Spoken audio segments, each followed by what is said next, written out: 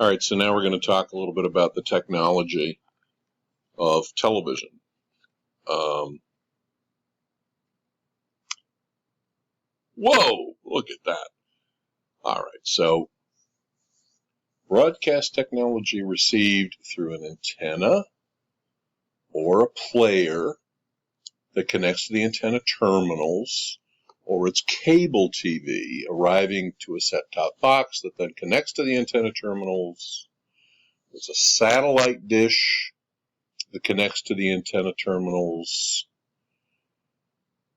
or it's a satellite dish antenna that connects to the antenna terminals. Those are the ways of connecting TVs to content. Typical TV signal. Now this is when we get like, whoa, but let's just go through it because it's part of the picture. 4 megahertz of bandwidth.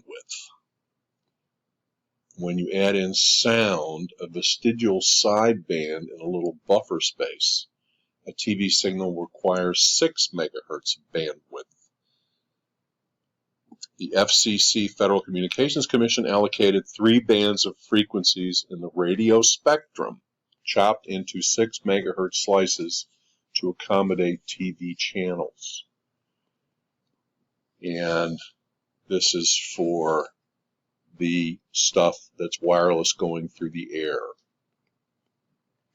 And those are the megahertz numbers, sizes from the radio wave spectrum that have been assigned to broadcast through the air television.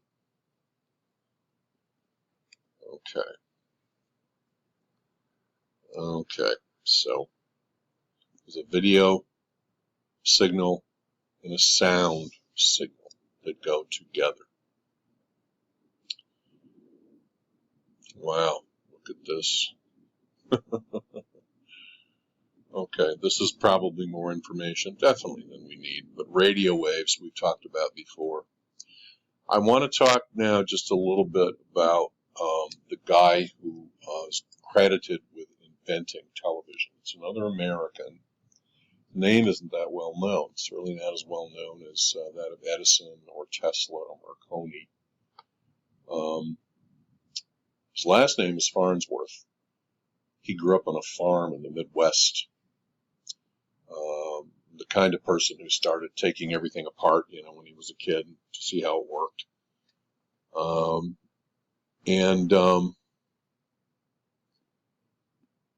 He went to California from the Midwest and talked to a patent attorney. In 1927, his image dissector camera tube transmitted its first image, a simple straight line, to a receiver in another room of his laboratory in San Francisco. So once again, San Francisco, the hotbed of technological innovation. His wife's nickname was Pim. In 1985, she lived a good long time. He broke the stunned silence of his lab assistants by saying, "There you are, electronic television." He even came up with a word for it. I'm not sure there was one before that. But you notice the focus on vision. And this is once again why we say television is a visual medium. The source of the image was a glass slide backlit by an arc lamp. And off he went. By 1928, he did a demonstration for the press. He had backers. The first image he broadcast was a dollar sign. I think there's something kind of wonderful about that. And he did some things to take away mechanical parts. And in 1929, he transmitted the first live human images, including a 3.5-inch image of his wife, Pam. The first screens were very small, not much bigger than your mobile phone, and they stayed that way for quite a while.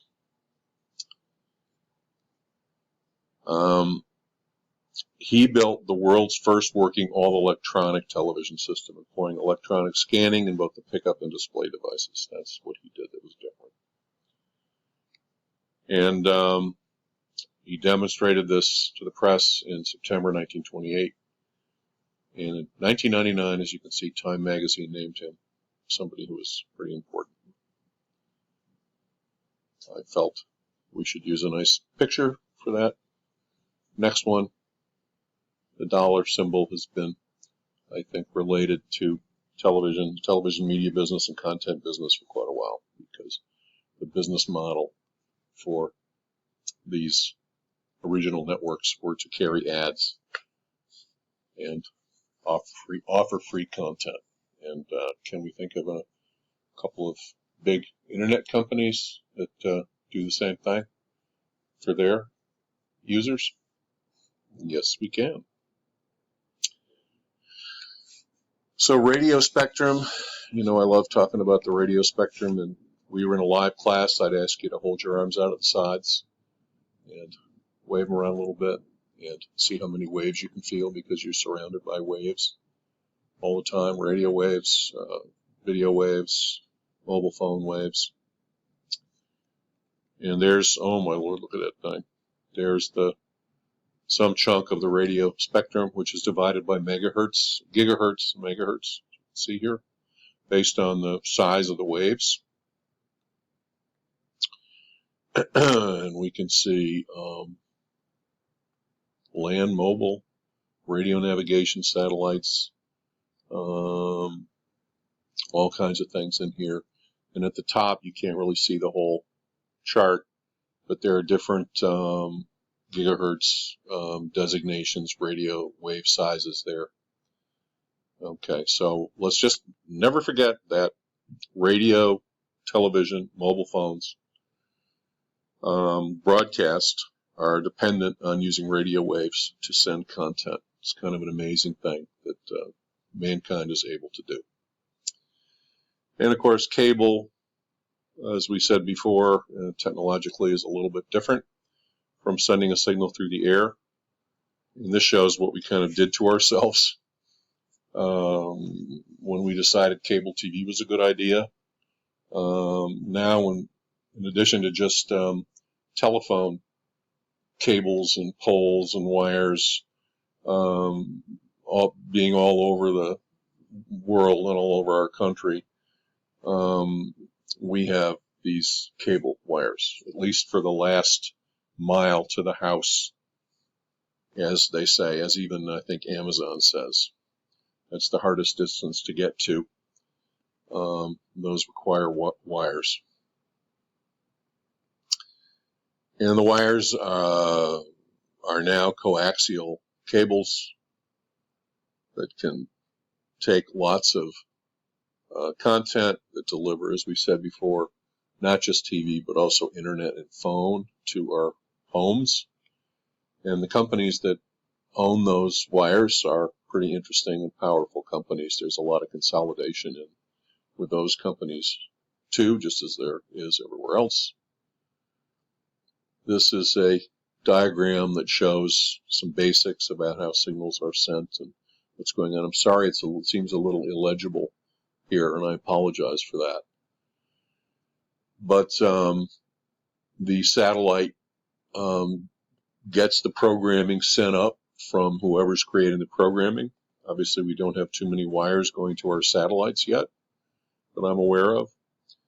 And then the satellites are able to broadcast that content back down to a receiver, which is hooked up one way or another to cables, and those cables are hooked up to houses and homes, just like what we saw a little earlier. So there is wireless transmission as part of the story here, but no quality is lost. It's because the senders and receivers for that type of content within a cable system are very high quality, and that's what they do. So the next topic here, which we're going to start to get into, is now that we've talked about the technology, both wireless and a little bit about the wired technology, which are kind of the two basic ways of sending video and audio signals. Let's just talk about the history of TV in terms of how it kind of emerged from radio. This slide we saw before. It's the fact that starting in the 20s, every household had a radio, and it was put in the living room. These people don't really look like a family. They look like business people listening to something. But anyway, concept is the same. It tended to be a big piece of furniture, and even though they're just listening to it, they all seem to, pretty much all of them seem to think it's important to look at it too, which I think a lot of us tend to do. But, you know, the radio was the center of family entertainment, you know, starting in the 1920s, and then was, after World War II, it was replaced by one of these. This one is actually from I would say it's maybe the early 60s. As I said before, the early TV sets tended to have pretty small black and white pictures. Of course, what happened was that all the business models developed for radio carried over to TV. So the same companies, you know, the NBCs, the CBSs, etc., actually took the content they developed for radio and added a visual. So cost a lot more money. They had to build sets and get cameras and hire actors that actually looked like whatever they were playing. But the content,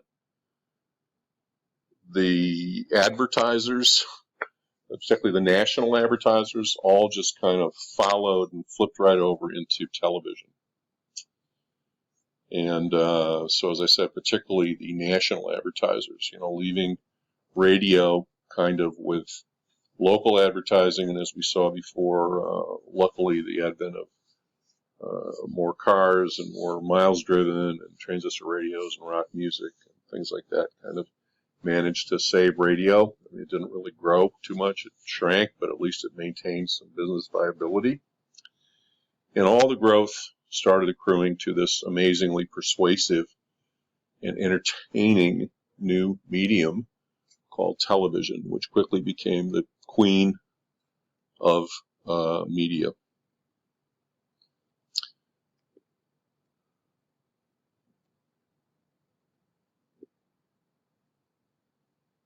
And this was just reminding you of the companies that went in to do radio.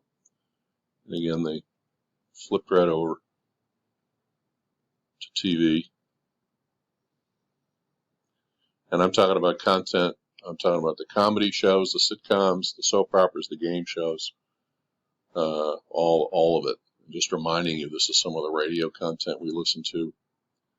And so a little bit more on commercial TV broadcasting. So in 1939, FDR, who we already saw was a master of using radio, was smart enough to realize, whoop, something new's coming here. Let me get into this. And he opened the 1939 New York World's Fair on television, broadcast from NBC's experimental station in New York. And in 1941, this is during World War II, NBC and CBS had commercial stations in New York. 46, right after the war, only 6 individual stations are on the air. But NBC and CBS began to expand. And by 2 years later, there were 4 networks. ABC had jumped in, and something called Dumont jumped in. There were 128 local TV stations, and they began a full primetime schedule 7 days a week. You also had the model that William Paley developed of not just, you know, letting one advertiser sponsor a whole program. William Paley offered free TV content, just as he had with radio, to these local stations. And he could sell spots in all these local stations, and the local stations paid for the content by giving him time to sell. And they could sell their own time to local advertisers. Paley could sell national advertisers in exchange for giving them the content. Let's